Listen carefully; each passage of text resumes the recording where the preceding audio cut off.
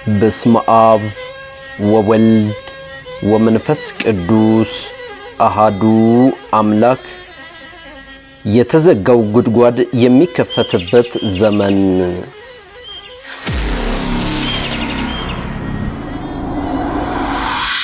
ያልተረጋጋ ሀገር ላይ የሚወጣ ሀብት የበረከት ሳይሆን የጦርነት ነዳጅ ይሆናል። ትናንትና ምእመናን እያለቀሱ አስከሬን ተሸክመው መጥተው አስከሬኑ ተመለሰ፣ ወደ ሌላ ደብር ሄደ። 24,000 ብር ካልከፈልክ አትቀበርም ተብሎ ሌላ ደብር ሄዶ ተቀበረ። ዘመናውያን ሰባኪያን የሚባሉት ማለት የማይቆሙ ቅኔ የማይቀኙ አዲስ መጋቢ አዲስ ተብለው ውዳሴ ማርያም የማይተረጉሙ አይደሉም። እውነት አሰባ እኮ የቄስ ሚስት ስትቆርብ አትታይም፣ የዲያቆን ሚስት ስትቆርብ አትታይም። በተክሊል ነው ያገባችሁ። ምን ሆና ነው ቁርባን የተለየችው? ቅድም እንደ ደህንነት ሰባኪዎችን ያጥኑ ብሏል። አንድ ወንድም የቅድም የጠቀስኩት ደሞዝ ቤተክርስቲያኗ እየከፈለችው ራሱን ይሰብካል። እንዴት ለሕዝቤ የሚበጅ ነገር አልከለከልም። መዝሙር 84 ከቁጥር 11 እንደተጻፈው የሳምንቱን የሰበር መልእክት ዘገባዬን ወደ እናንተ የማቀርበው አነ ገብረአብ ሳሙኤል ውእቱ። እስከ ፍጻሜው አብረውን ይቆዩ። ትውልድ ከእግዚአብሔር በረከት ሊቀበል ሲል የሀገር ትንሣኤ ሊመጣ ሲቃረብ ሕዝብ አንድም በሰይፍ አንድም በበረከት ሊፈተን ግድ ነው። ከአብርሃም ጥሪ እስከ ይስሐቅ ጉድጓድ እግዚአብሔር ለአብርሃም ከአገርህ ከዘመድህ ተለይተህ ውጣ ብሎ ጠራው። አብርሃምም ተነሳ፣ ከዘመዱ ሁሉ ተለይቶ ወጣ። የእግዚአብሔር ጥሪ ሁል ጊዜ ከመለየት ይጀምራል፣ ከዚያም ወደ መስፋትና ወደ መብዛት ይወስዳልና የአብርሃም መውጣት በይስሐቅ ዘመን ታሪኩ በጉድጓድ ተነገረ። ይስሐቅ ቆፈረ፣ ውሃ አገኘ።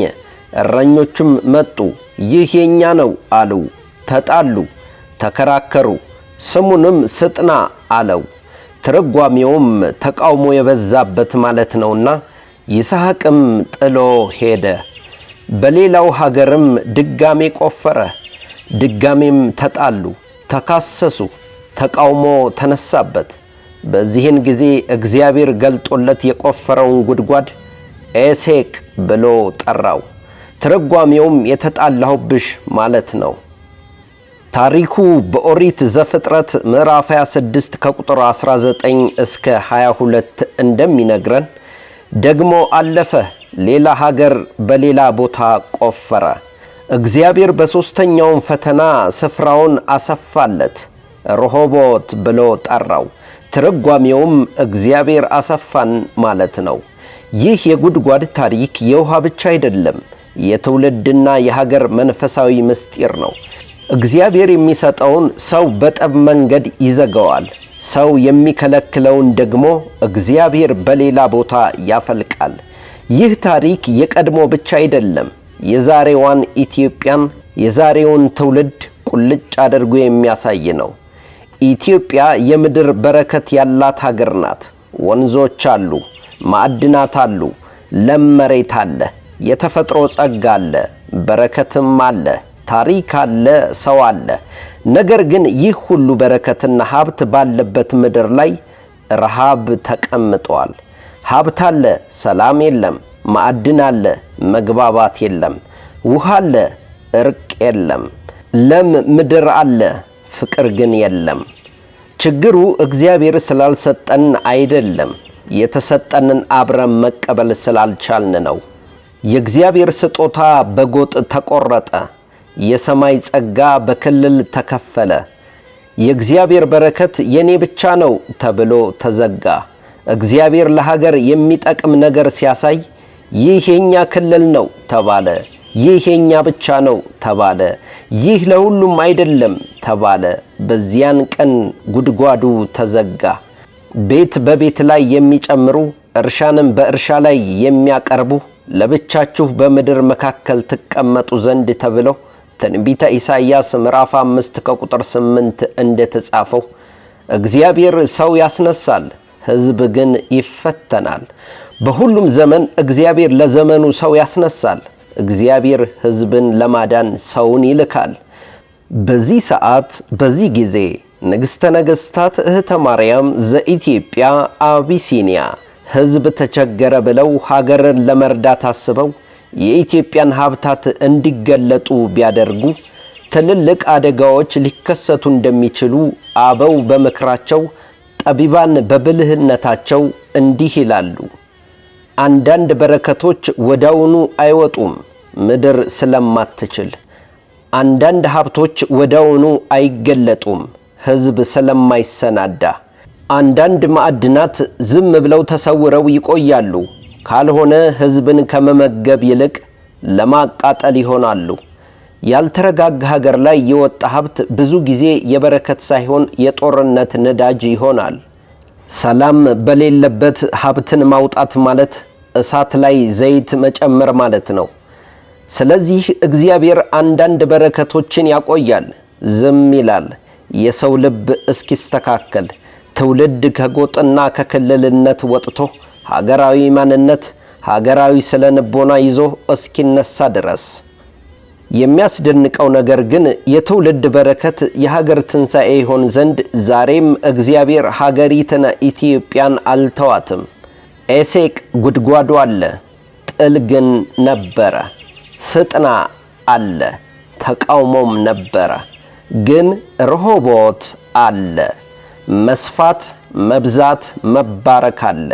የኢትዮጵያ ታሪክ በኤሴቅ አያበቃም፣ በስጥናም አይዘጋም። ፍጻሜው ረሆቦት ነውና እግዚአብሔር አሁንም ያሰፋል። ነገር ግን በመጀመሪያ የትውልዱ ልብ መሰራት አለበት። ሀገር ከመስፋቷ በፊት ትውልድ ቆም ብሎ ማሰብ አለበት። ማዕድን ከመውጣቱ በፊት ምቀኝነት መውጣት አለበት። ውሃ ከመፍለቁ በፊት ፍቅር መፍለቅ አለበት። ኢትዮጵያ የውሃ ችግር የለባትም፣ ያለመስማት ችግር ግን አለባት። ኢትዮጵያ የሀብት ችግር የለባትም፣ የፍቅር ችግር ግን አለባት። ኢትዮጵያ የመሪ ችግር ብቻ የለባትም፣ የመቀበል ችግር ግን አለባት። እግዚአብሔር ውሃ አለው፣ እግዚአብሔር መና አለው፣ እግዚአብሔር ማዕድን አለው፣ እግዚአብሔር ሰው አለው። የጠፋው የሚሰማ ሕዝብ የሚያስተውል ትውልድ ነው። የተዘጉት ጉድጓዶች በምድር አይደሉም፣ በትውልድ ልብ ውስጥ ነው። የተዘጋው ማዕድን በአፈር ውስጥ ብቻ አይደለም፣ በሰው ሕሊና ውስጥም ነው። ነገር ግን ረሆቦት ከትውልዱ ፊት ነው። እግዚአብሔር ገና አልተወንም። ስንመለስ ውሃው ይፈልቃል፣ ሲገባን ማዕድኑ ይወጣል፣ ስንንበረከክ ሰላም ይነግሳል። በዚህ ጊዜ ቅድስት ሀገር ኢትዮጵያ ከኤሴቅ ወደ ረሆቦት ትሻገራለች፣ ታላቋ አቢሲኒያ ሆና ትነሳለች ተብሎ በሰማይ መልእክትም እንደተነገረው በቅድስት ቤተ ክርስቲያን ውስጥ ጥያቄ ሆነው በሕዝብ ልብ ውስጥ ሲመላለሱ የነበሩ የአስተዳደር ጉድለቶች አሁን ፊት ለፊት የሚነገርበት ዘመን መጥቷል። በዓመታዊ የቤተ ክርስቲያን አባቶች የስብከተ ወንጌል ቀን ላይ የተነሱ አስተያየቶችና ጥያቄዎች ይበል የሚያሰኝ ግልጽ ንግግር እንዲኖር አድርገዋል። በዚህ ጉባኤ ላይም የቄስ ቤተሰብ ራሱ ስርዓቱን ካልጠበቀ ሕዝቡ እንዴት ይማራል ሲሉ ጠይቀዋል። የቄስ ባለቤት በቅዱስ ቁርባን ስርዓት ላይ የማትታይበት ሁኔታ እስከምን ድረስ ነው ተብሎም ተጠይቋል። ሌሎች ደግሞ ከሐዘን ጋር ተያይዞ የሚፈጸም የቀብር አገልግሎት ወደ ንግድ መለወጡን በሐዘን ስሜት ገልጸዋል። ሰው በሐዘኑ ጊዜ መጽናናት ሲገባው ብዙ ሺህ ብር ካልከፈላችሁ መቀበሪያ የለም መባሉ ምን አይነት መንፈሳዊነት ነው ሲሉ አባቶች ፊት ለፊት ጠይቀዋል። የጉባኤው ውይይት በዚህ ብቻ አልቆመም። አንዳንዶች ቤተ ክርስቲያኗን መንፈሳዊ ቤት ሳይሆን አርቲፊሻል መድረክ አድርገናታል ሲሉ የተግባር ቅንነት እየጠፋ ሕግና ስርዓት እየፈረሰ መሆኑን አመልክተዋል። ሌሎች ደግሞ የክህነት አሰጣጥና ሹመት በብቃት ሳይሆን በጉቦ እየተመራ ነው በማለት የክህነት ክብር፣ የስብከተ ወንጌል አገልግሎት እየተዋረደ መሆኑን በግልጽ ቃል በቃል ገልጸዋል። ይህም በቤተ ክርስቲያን ውስጥ የአስተዳደር ጉድለት የተሰወረ ቁስል እንዳለ አሳይቷል። ጉባኤው ላይም የተነሱ የፊት ለፊት ውይይትና ጥያቄ ይበል የሚያሰኝ ግልጽ ንግግር በመሆኑ እንዴት መፍትሄ ይምጣ የሚል ተግባራዊ መልስ በሰፊው እንደሚጠበቅ እየገለጽኩ የሳምንቱን ዘገባዬን በዚሁ ፈጸምኩ። ስብሐት ለእግዚአብሔር ወለወላዲቱ ድንግል ወለመስቀሉ ክቡር። ይቆየን።